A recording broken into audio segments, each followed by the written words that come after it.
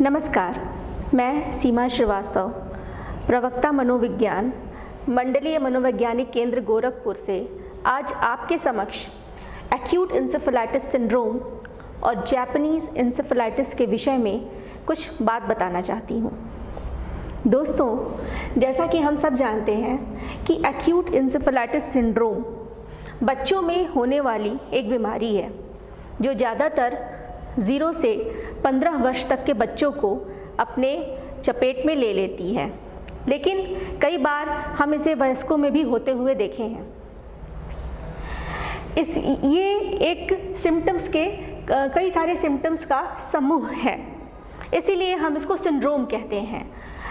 और जैसा इसके नाम में ही है इंसेफेलाइटिस जैसे जो केंद्रीय तंत्रिका तंत्र को प्रभावित करने वाले बीमारी है। इसमें क्या होता है कि हमारे केंद्रीय तंत्रिका तंत्र के ब्रेन टिश्यूज़ में और उसके ब्लड वेसल्स में एक काइंड ऑफ इरिटेशन होती है और इस इरिटेशन की वजह से इन्फ्लेमेशन हो जाती है, जिसकी वजह से बेहोशी, चक्कर आना, उल्टी, हाथ पैरों और अन्य व्यवहारात्मक प्रक्रियाओं में समन्वयन की अनुपस्थिति, यह सब देखी गई है। तो अब हम लोग समझ चुके हैं कि एक्यूट इंसेफेलाइटिस सिंड्रोम किस बीमारी के समूह को कहते हैं। ज़्यादातर यह बीमारी कई वजहों से होती है। अगर हम इसके कारणों की बात करें तो यह वायरस जनित भी होती है, बैक्टीरिया जनित भी होती है, फंगल जनित भी होती है और केमिकल टॉक्सिन्स से संबंधित भी होती है। जब किसी भी पर्सन को यह अफेक्ट करती है तो सबसे पहले उसके अंदर तेज बुखार, उसके साथ ही उल्टी और चक्कर जैसी समस्या उत्पन्न हो जाती है। ज़्यादातर यह एशिया के कई देशों में पाया जाता है और भारत के भी कई प्रदेशों में पाया जाता है, लेकिन मुख्यतः यह उत्तर प्रदेश, उसके भी पूर्वोत्तर भाग में, बंगाल, पश्चिमी बंगाल, उड़ीसा, बिहार इत्यादि क्षेत्रों में यह पाया जाता है। आपको याद होगा कि पिछले साल चमकी बुखार मुजफ्फरपुर एरिया में बिहार के प्रायः देखा गया, जिसमें यह काफ़ी बच्चों को इसने अपने चपेटे में ले लिया और कई सारे बच्चों की मृत्यु हो गई। यह भी एक्यूट इंसेफेलाइटिस सिंड्रोम का ही एक एग्जाम्पल था।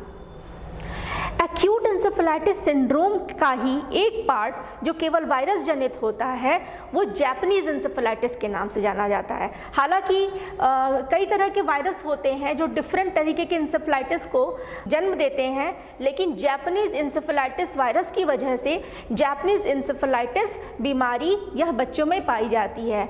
यह प्रायः गोरखपुर और उसके आसपास के इलाके में बहुतायत मात्रा में देखने के लिए मिली है। जहाँ इसको फैलाने वाले जो कैरियर्स हैं वो एक मच्छर है जिसका नाम क्यूलेक्स है।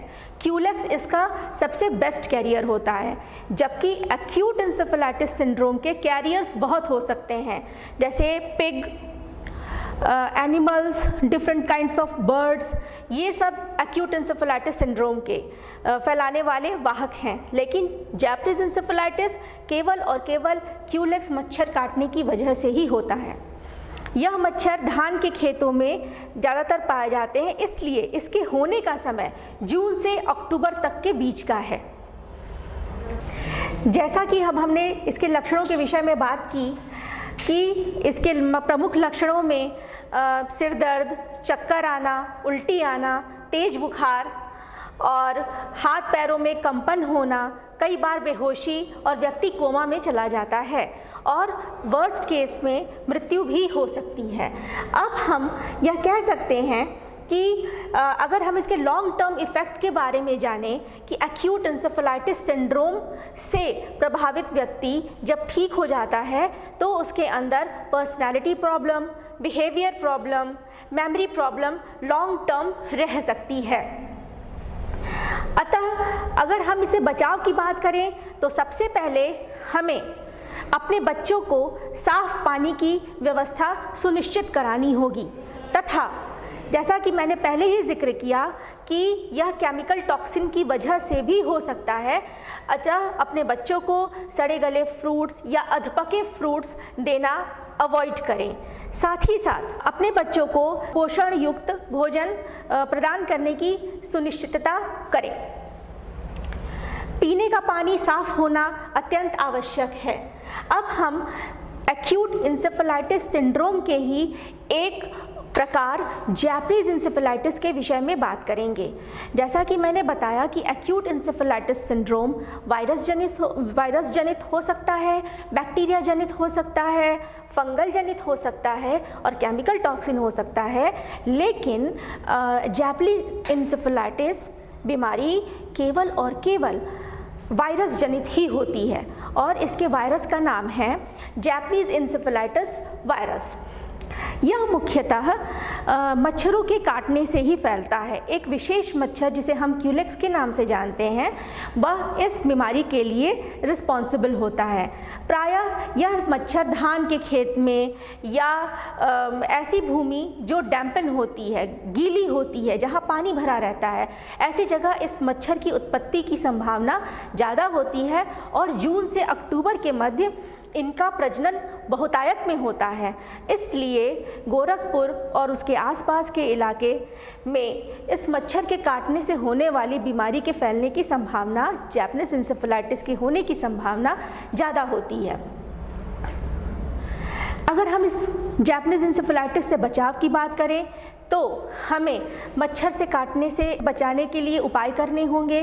जैसे दिन में पूरे कपड़े पहन के रखें, फुल स्लीव के कपड़े पहन के रखें, मॉस्किटो रेपेलेंट क्रीम का इस्तेमाल करें, रात में मच्छरदानी का इस्तेमाल करें। साथ ही साथ यह देखा गया है कि प्रायः कुपोषित बच्चों में एक्यूट इंसेफेलाइटिस सिंड्रोम और जैपनीज इंसेफेलाइटिस सिंड्रोम के होने की संभावना ज़्यादा होती है।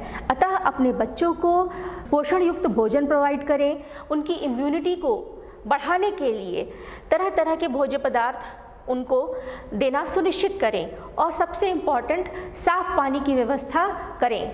आपके बच्चे और आपके परिवार के हर सदस्य साफ पानी पिएं।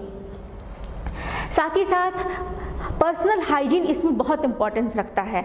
अपने बच्चों को हमेशा साबुन और पानी की मदद से अपने हाथों को साफ करना सिखाएं और ख़ास तौर पे शौच के बाद और भोजन से पहले। इस प्रकार इन सब सावधानियों के द्वारा हम एक्यूट इंसेफेलाइटिस सिंड्रोम और जैपनीज इंसेफेलाइटिस सिंड्रोम से अपना और अपने परिवार का बचाव कर सकते हैं। उम्मीद है कि ये सूचना, यह जानकारी आपके काम आएगी। धन्यवाद।